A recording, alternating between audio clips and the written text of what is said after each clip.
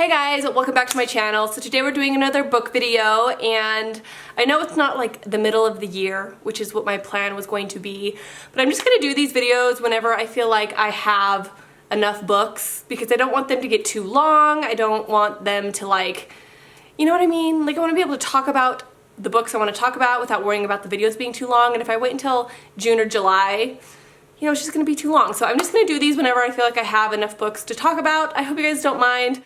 The whole schedule thing never works for me. You guys know I've never been a schedule YouTuber, so I'm just gonna do these whenever I feel like it, and I hope you guys enjoy it. So these are just books that I read from December, because I think I did one at the end of December, to now, which is the end of April, and I read 13 books from the end of December to now. But I'm not gonna talk about all 13 books like I did in my past videos. So I'm just going to talk about the books that I feel like made an impact on me, or that I thought were really good, or that I just have some certain commentary to talk about. I'll put a link, not a link, I'll put a list down below of all of the books that I read. That way if you're interested, you can go find my reviews on Goodreads if you want to kind of see what my reviews were on the books that I didn't talk about. So the first one I'm going to talk about is the top book. This is Chuck Palahniuk's Invisible Monsters, and I read this book, I'm gonna say like a month ago. This book was really surprising. So I thought I knew what to expect going into this book. I knew that this book was about a girl who was a beautiful, like, supermodel girl who had some sort of accident, and she got her face basically just like shot off, and she had like no jaw, so she turned into like an invisible monster, I guess. And that was what I thought the premise of the story was going to be about. That's just like a small percentage of what this book is about. It is so weird, so, like, there was like 5 plot twists in this book that I was not expecting. It has a ton of LGBT representation. There's a lot of stuff in this book that it threw me for a loop. Like, I didn't see it coming. And I think it's because I didn't read anything about this book. I didn't watch any videos about it before I read it, but if you want a book that's gonna throw you for a loop and just like catch you off guard, this is a good book for you. It's a little hard to get into. Like, I read like the first, I'm gonna say like 30% of this book, and I had to take like a long break from it because I had a hard time getting into the writing style. But as soon as you hit like the 50% mark, you literally want to read the entire book to the very end and not take a break. Like, it was really, really interesting. So next up is a duology that I read. Now this was so freaking random. I would have never picked up these books, like if I would have saw them at the bookstore. Never in a million years. I think the covers are so ugly, but there's this YouTuber that I watch, and she's like, I don't know how these books haven't been talked about more on YouTube. She goes, the first book is literally the best, like, young adult sci-fi I've ever read, hands down. And she was going on and on and on about this book, and I was so curious. Like, when somebody says this is the best book I've ever read in blah blah blah genre, I'm like what could it be? So I was like, I'm curious, like, I need to know now. I need to know why this book is so good. So I bought it and I read it. So this is the first book. It's called Consider by Kristi Acevedo, and this is Contribute by the same author, obviously, and this is the second book. So as you can tell, the covers are just so corny. I don't like them. And plus, the girl in this book has curly hair. The cover girl has straight hair. Doesn't even make sense. I was reading this book and I was so enthralled by this book. I don't know what it is about this book, but the story literally gets going like on the second page. Like, you know how there's some books where it takes a couple chapters to like really get into the story? This starts on the second page. Like, the first hologram appears and it just gets going right off the bat. So it's about this girl who is like a teenager. She has really bad anxiety, and all of a sudden, all around the world, these portals appear with holograms that come out. And these holograms basically say, there's a comet on its way and it's going to hit the Earth, and it's literally going to destroy your planet. You guys either have the choice to stay on this Earth or jump through this portal with us and come to our planet. You have a choice. And so everyone on Earth is like, oh my god, like, what do we do? Do we jump into this portal, or do we stay on Earth? Are they telling the truth? Are they lying? Like, what's on the other side? And basically it's just them trying to make this decision, them talking to the holograms, trying to figure out what's on the other side. And through the whole entire book, you're trying to like decide, like, what would I do in this situation? what would I ask the holograms like? And at the very end, just some really weird twists happened that I was not expecting. I think there's like 4.5 stars out of 5 stars on Goodreads, which is a really good rating for Goodreads. And if you read this book, know that you're gonna have to read the second one because you just need to know what happens. So I gave the second book 4 stars and I gave the first book 5 stars. This one was really good still, but the first book I think was definitely a little bit more like gripping. It had you questioning things more and just like you were just constantly asking questions, which I think makes a really good book when you're constantly pondering like what you would do in that situation. Amazing little duology. I would highly recommend it.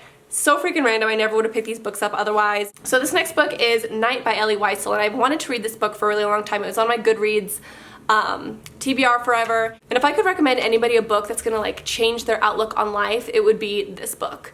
This book I didn't even review. Like I couldn't review this book. I felt like my review wouldn't do this book justice. You know what I mean? I mean, we all think that we know a lot about like the Holocaust and Auschwitz and stuff like that, but until you read like a memoir on it, it's like, it's so insane reading from somebody's actual point of view from Auschwitz, you know what I mean? I talked a little bit about what this book was about in my Goodwill haul, but it's basically about a teenage boy who is taken to Auschwitz and he ends up going through with his dad, and this book is one of the most honest books. Like I have so much highlighting in here. I would love to read some of it to you that I really liked, but I'm not going to do that because this video would be long if I did that. But there's times in this book where you are so like pained. Like there's something about reading like a scary book or a thriller book, but you know that it's not real, like you know it's fiction. And then you read a book like this that is literally one of the most horrific things that you could possibly imagine, but then it's real. Like it actually happened. And I think that's why this book is so hard to read but so good to read, is because it really makes you realize a lot of things about life. Such a good book if you want to change your life through a memoir, not like a self-help book or something like that, but an actual true story. Like this is it for you. But you have to read it at the right time in your life. So if you don't feel like you're ready for it, don't read it. Wait until you're ready for something like this because it's a heavy one. So next up is this book. This is called My Lovely Wife in the Psych Ward by Lukah, and I read this actually at the very end of December, and I was so excited to read this. I remember when I saw that this came out, and I was like, that is right up my alley on books that I would love, and so I ended up buying it right away. And this is about a husband who is about, honestly, my age. I'll show you a picture of him. Good looking guy, like young. That is Mark, the author of this book, and his wife had a psychotic break. So she was just a normal person, a normal girl, and then all of a sudden she just had a psychotic break one night and started talking nonsense, and he didn't know what to do, and so he brought her in and she had to be in the psych ward for like 30 days, and then it happened again. They had a child during this whole thing, and she ended up being diagnosed with bipolar 1 or bipolar 2. But it's so well written by Mark, and I think it's such an interesting perspective to see from the husband's perspective, like trying to take care of the child and his wife and trying to balance everything out. It's very honest. Like there were certain parts of this book that I thought were really, really brave to share. I remember reading the book and thinking like, if Travis like had a psychotic break and I had to send him to a psych ward for 30 days, and every time I'd visit him, he was just talking nonsense, and like, how would I handle that? And it was so cute because he's such a good husband in this book. Like he kept trying to find ways to help her and to like bring her out of her depression and all of this stuff, and I think it was really educational.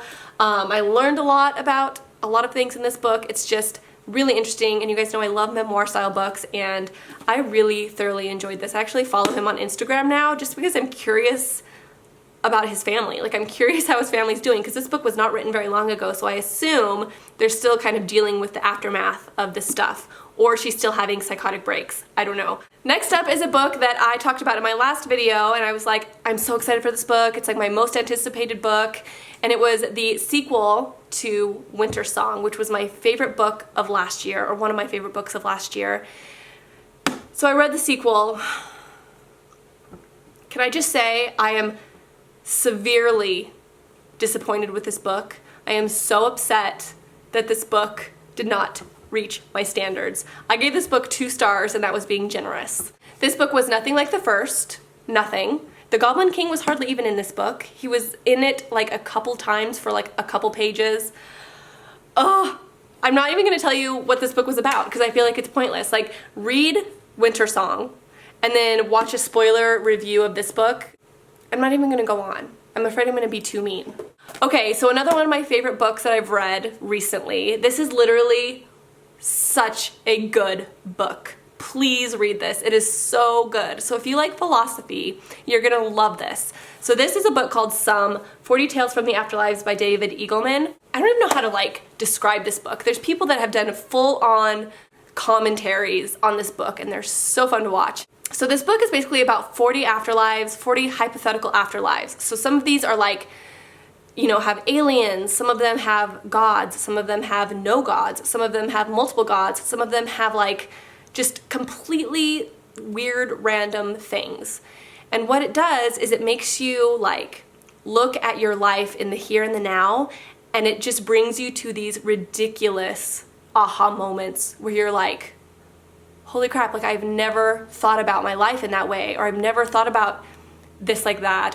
And the thing that I love about this book and books like this is it forces you to come to your own aha moments. Like, this is one reason why I don't like self-help. I've never been a huge self-help reader because I feel like when you're telling somebody something to do or to think, or this is how you have to be happier or whatever, it never really sinks in. You have to kind of come to those realizations on your own for them to really sink in and kind of change your perspective on life. And this book kind of forces you to like come to those, you know, realizations on your own, and it makes you look at life in a more philosophical way. I read this book way too fast. If you were to read this book, I would say read like 2 stories a night and like draw this book out, because it's a really fun book to ponder and to think about. So don't read this book too fast like I did. Like, I could not get enough of it. I was just like reading every single story so fast, and each story is only like 2 pages long. I've read the stories in here multiple times. Like, one of my favorites is Circle of Friends, was really good. Oh, it's just so good. Like, I'm reading like the stuff that I highlighted. So this one is really, really interesting. So it's about our lives.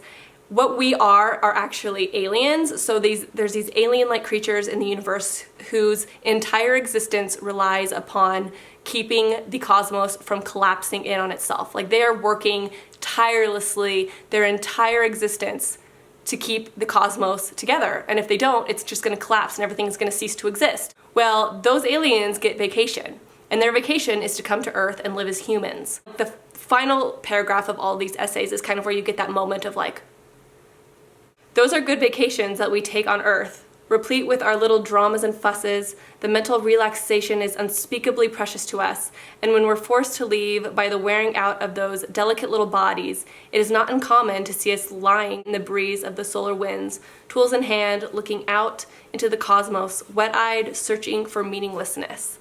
Like, all they want in life is to live as little humans. To them, our lives are meaningless and easy and simple, and all they want is to have that back, like that freedom to just do whatever you want, really. Our dramas and fusses really aren't that big of a deal to those aliens that literally spend their entire existence keeping the cosmos from collapsing. All they want is our meaningless little lives.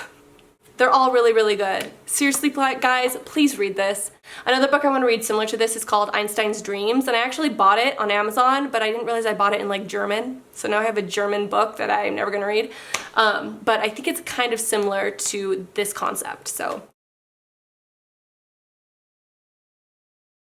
So the next book is a book that I really wanted to read the second I learned of its existence, and this is called Every Last Word by Tamera Ireland Stone. It's about a girl in high school who is really, really super, super popular, and she has OCD in the form of pure O, and she has to hide it from all of her friends. She's literally miserable that, you know, dealing with this. So she ends up meeting this girl, and this girl introduces her to this secret poet society in her school, and she ends up falling in love with poetry, and it's just beautiful story.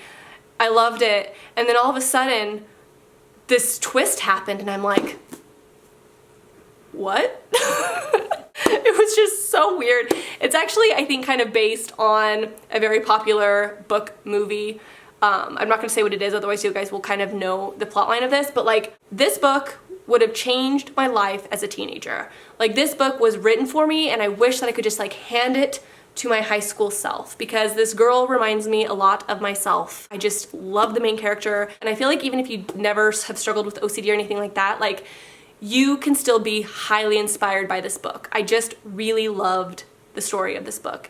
It's very kind of young adult. Like if you're gonna classify a young adult book, this is young adult. Like it feels very young. It still is a very strong book and I think that it's very inspiring and I really enjoyed it, and man oh man, I gave this book 5 stars. It just, you know when you just have a book that you feel like is written kind of like for you or for your young self or something like that. It's just, you should have read it a long time ago. That's this book for me. Next, we're gonna talk about my favorite book I've ever read. So I read this little sucker at the end of last year, A Court of Thorns and Roses by Sarah J. Maass. Great book. I gave it 4 stars. I mean, it wasn't like the best book I ever read, but it was like, it was good. But I needed a break from it. So I ended up like taking a long break from this world and I was kind of like, I'm gonna take a break before I read the second book. So you guys saw that Instagram post where it's like, what book should I read next? And so many of you guys said to read A Court of Mist and Fury. And so many of you guys were like, read it, you have to read it, it's like my favorite book of all time, like it's so good. And I'm like, really? Like, is it that good? Like in my mind, I kind of was thinking it was gonna be kind of Twilight-esque. I was kind of unsure of where the story was gonna go. You know, I had some thoughts and feelings on A Court of Thorns and Roses that weren't like, there were just problems that I had with the first book, and I'm like, how could that book be so good? Like it's super fat, it's almost 700 pages. I always get worried with books that are long like this and fat. I'm like, they're gonna be slow because like how much can you fit into a book like this, you know? And so I just put it off and I put it off and they're like, please, please, please read it. Everything about this book in my mind was perfect. I wouldn't have changed anything about this book. Not a single thing would be changed about this book. The pacing was flawless.